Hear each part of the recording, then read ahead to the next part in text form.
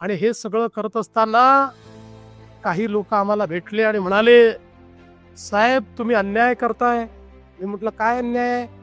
म्हणाले तुम्ही मेट्रो आणली, मेट्रोवाल्यांना स्वच्छ कोच आहे, त्या कोचचा दरवाजा लागतो, तो एसी कोच आहे, आणि आम्ही मात्र या लोकल मध्ये लटकून लटकून चालतो. लोक पडतात, दरवाजा नाही. त्या ठिकाणी उन्हाळ्यामध्ये इतका घाम येतो, इतकी गर्दी असते. त्यामुळे आमच्यापेक्षा चांगलं तुम्ही मेट्रोवाल्यांना दिलं. ती गोष्ट मला एकदम मनाला लागली.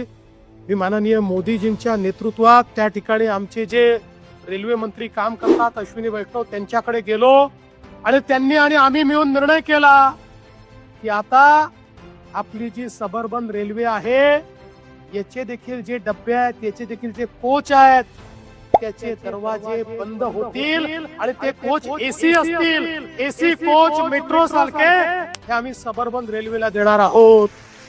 टाळ्या याच्यावर नका वाजवू, मी पुढचं जे सांगणार आहे त्याच्यावर टाळ्या वाजवा.